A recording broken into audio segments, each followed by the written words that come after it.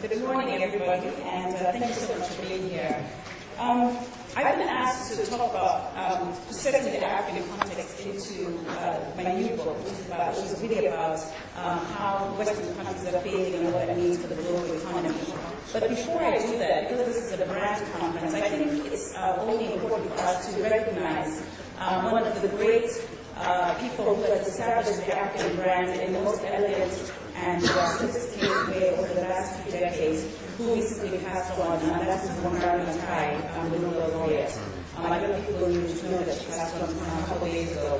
But I just thought, even though she's from Kenya and not Zambian, I just thought it would be important for us to recognize the fact that somebody took the time to actually become the embodiment of what I hope many of us in this room and Africans across the continent aspire to be, which is a glowing, positive light on the continent. But I thought I'd just say that in the context of branding and rebranding Africa.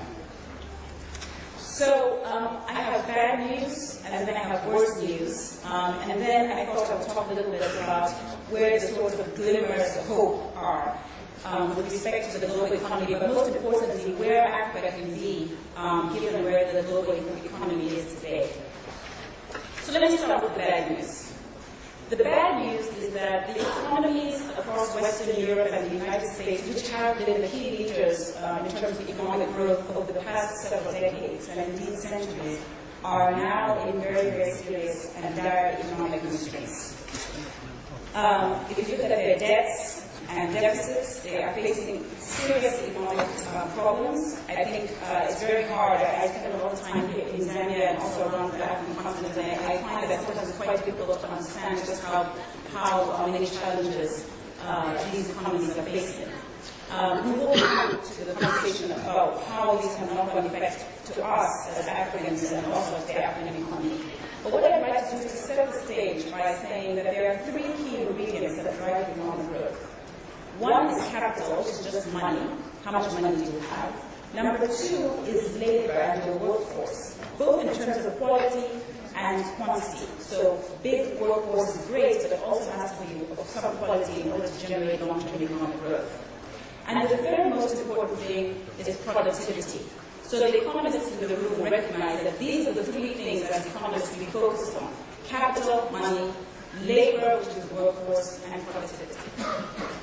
If you look at the Western economies right now, a snapshot of the Western economies with regards to capital, labor, and productivity, it's a very scary story. And I'd like to just throw out some statistics from an economist, so it's important for us to throw out some numbers, even though we may discuss how relevant they are, just to put this into perspective. Let's start with capital, and I'm not going to give you lots of numbers, I just want to give you a bit of a sense. With respect to capital right now, many countries in Western Europe, including and also the United States, are suffering from big deficits and massive debt levels. We're talking about over 100% of GDP, debt to GDP ratios. But you might say, well, what does this really mean? Let me set this in context for you. Today, Portugal, Ireland, and Greece have about $500 billion worth of debt outstanding. Spain has $1 trillion worth of debt outstanding. Italy has $2 trillion worth of debt outstanding. Why am I giving you these numbers? Because in 2001 and 2002, when Argentina defaulted and the world came to a standstill because it was such a big deal, Argentina's default and the amount of debt we had outstanding was about $82 billion. Nothing in comparison to the $1 trillion debt burdens that we're talking about, and people are talking about potential defaults in Europe today. So we're facing a very, very serious problem, and we'll talk about why it is, I think, when we have not been able so far to solve the sovereign debt crisis that has now gone beyond Europe.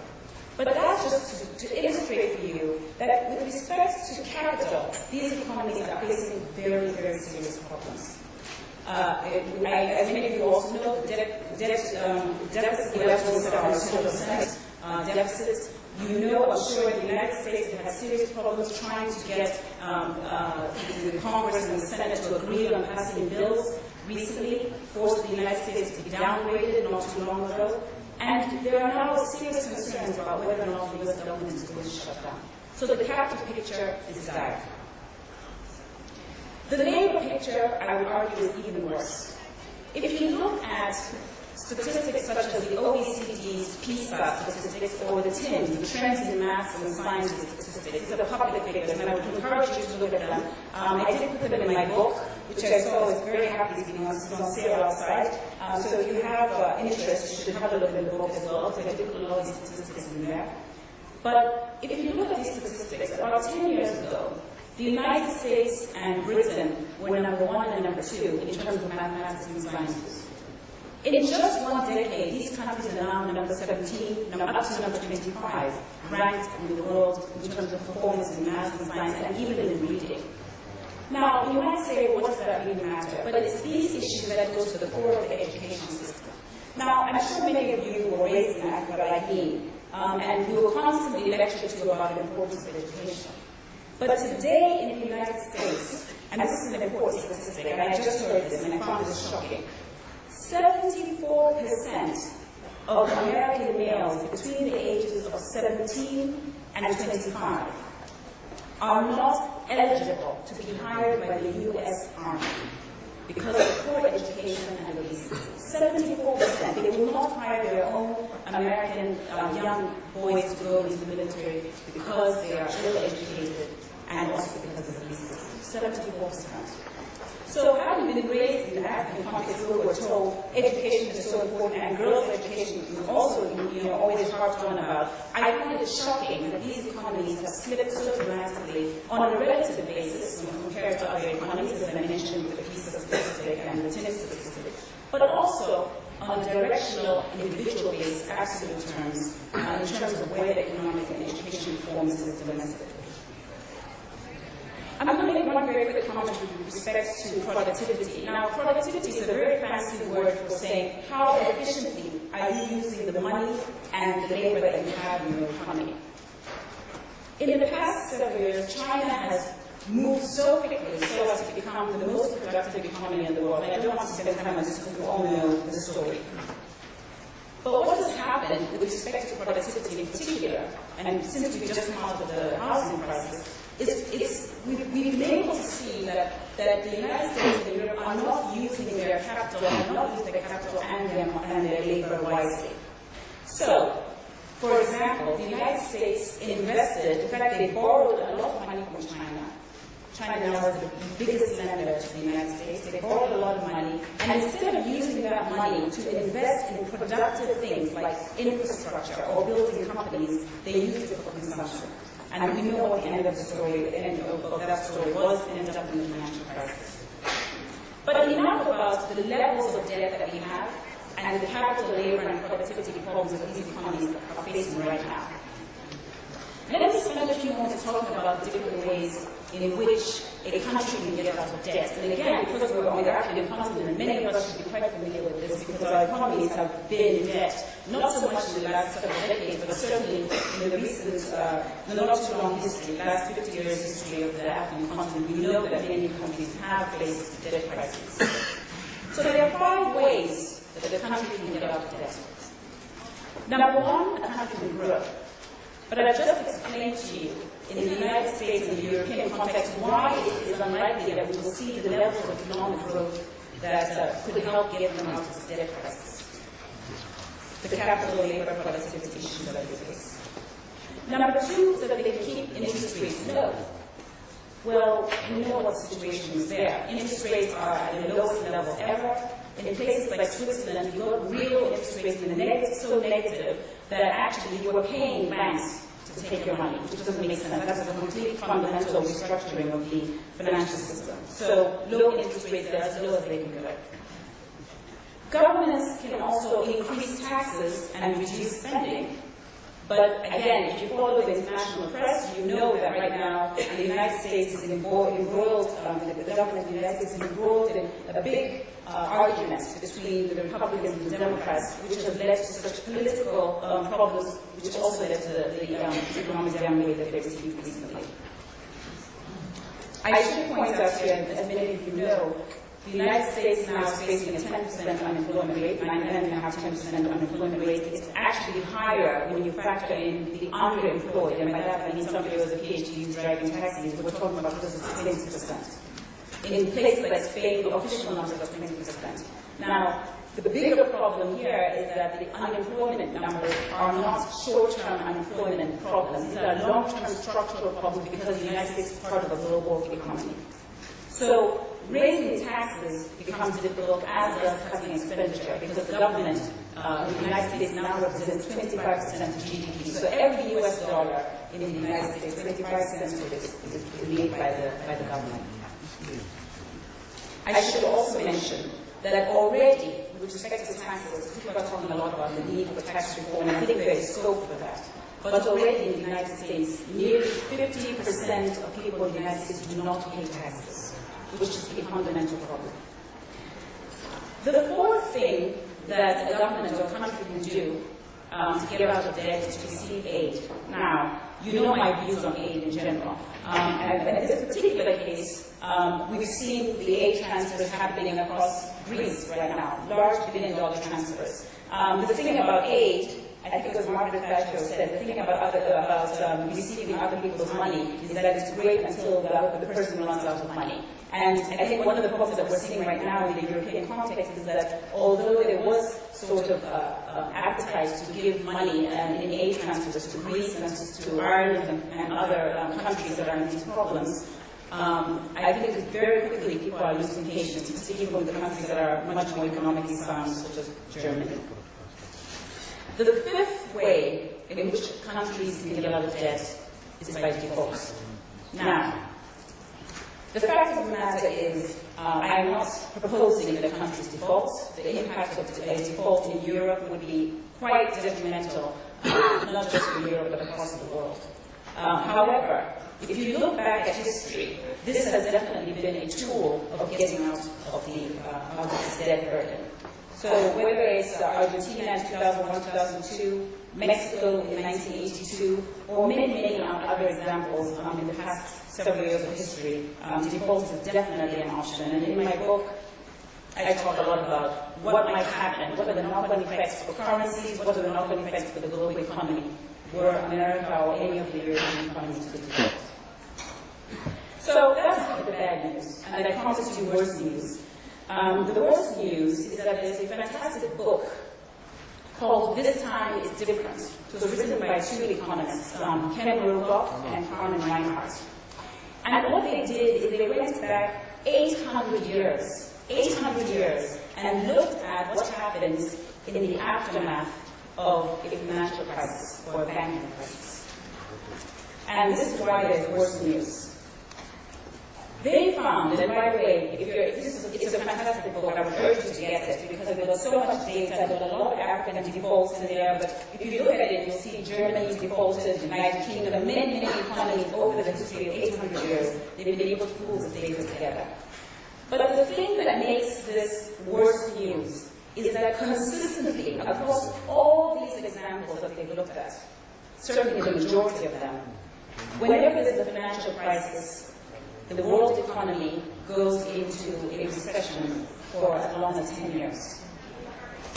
So, what does that mean? That means we have about 10 years to look forward to low, sub-trend economic growth, which is not a great story. I should also point out that everything that Reinhardt and Rogoff have said in their book, again, the book is called This Time is Different, has already come true. They talked about how the response is to cut interest rates and to introduce the fiscal stimulus that's happened. They talked about how unemployment becomes sticky. We've seen that in Europe and the United States, unemployment has not come down significantly. They talked about how with QE1, QE2, this pumping of money into the system can actually can start to introduce inflationary pressures. We are already seeing that in the UK and other places in the developed world. So it's not a good story. What it really means is that we could be in for a 10-year bear market, 10-year recessionary environment. So that was the bad news, that was the worst news. I'm offering here a glimmer of hope. Where does Africa fit into the story? Well, I want to just throw out a few other statistics about where the world is going to be, what we know to be true. We know, if you look at the demographic statistics, that Africa is part of the emerging world, but on this planet there will be 9 billion people by 2050. 9 billion people. That's in 40 years' time. 9 billion people. We also know that by 2030, which is just 20 years away, there will be 2 billion people in the middle class. Many of them coming from the emerging world, including places like South Africa, but of course around the world, places like Brazil, Russia, India, China, and so on. We also know, unfortunately, that these populations are going to want better living standards because they will be part of the middle class. But there are simply not enough resources to go around. And by resources, I mean arable land. In China, where they have 1.3 billion people, they only have 7% arable land, which is why we know that there's been a big rush for land in Africa by the Chinese. But we also know that right now, the energy story, particularly fossil fuels, I mean petrol, oil, and so on, is not a pretty picture.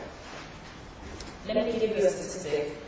We are today, in 2011, consuming oil that was discovered in the 1950s and 1960s. Even today, we're still consuming discoveries from that far back. Even with the advent of technology and things that have happened in the recent decades, we've got iPads and mobile phones and so on, we still have not been able to find the degree or the levels of oil that we found back in the 1950s and 1960s. So energy is going to be a constraint, food production is going to be a constraint, not just because of the lack of arable land, but also because of the lack of water. I want to also throw out another statistic, particularly in the context of the famine that's going on in the Horn of Africa. There are about 1 billion people who go hungry every day on the planet, go without food, 1 billion. The majority of them are on this continent, about a similar proportion, 500 million, 400 to 500 million people go hungry on this continent. And yet Africa is the continent that has the largest amount of untilled arable land left on the planet. As an economist, I look at that and I say, we've got demand, we've got hungry people, and we've got supply, we've got land. Now, I know many people here are probably working with NGOs and the development community, and the first response when they hear about the hunger in Africa is to provide what I call band-aid solutions. Oh my God, we've got to find bags of maize and send them to Ethiopia or Somalia immediately. And there's nothing, I don't find that objectionable at all. But to me, as an economist, this is a structural problem that we're dealing with. We're dealing with a structural problem. We've got to get to the root cause. Why is it that Africa, in the past 30 years, is the only continent that has failed to feed itself, especially since it's got the most amount of untilled arable land? So I still was meant to give you good news, and I know some of you are probably thinking it sounds still very bad. But my point is to say that in a world of 9 billion people, a world of 2 billion people in this new middle class that we know is coming, and at the same time in a world where we know that there are going to be supply constraints in commodities and resources, Africa has an important role to play. But first, before we can actually get to the point where we are actually producing food, we're coming up with innovative ways to preserve and to even to develop water through desalination, for example, or even thinking about how best to save the money that we're generating from energy projects, such as creating sovereign wealth funds. Before we can do that, we do need to deal with brand Africa. And that's why I came here today, because without us getting our heads around our important role and where the world is going to be, all of this is a wonderful conversation, but it's actually not going to help us in the long term. So I would urge you, and I really urge in these discussions today, and when you go to your respective businesses, to really focus on where the world is going, but also understand that Africa has a very important role to play. And the winners in the decades to come will be people who look at Africa as a business opportunity and a place for partnerships, and not a place that is a drag on the global economy. I'm going to stop there. Thank you very much.